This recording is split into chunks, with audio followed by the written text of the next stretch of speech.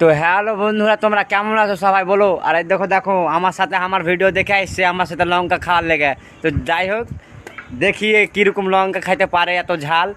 কই তুমি চালু করো,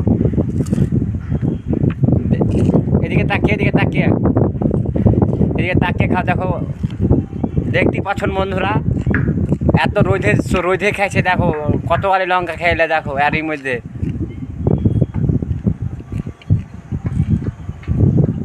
কত লঙ্কা খাইছে দেখছো ভাই।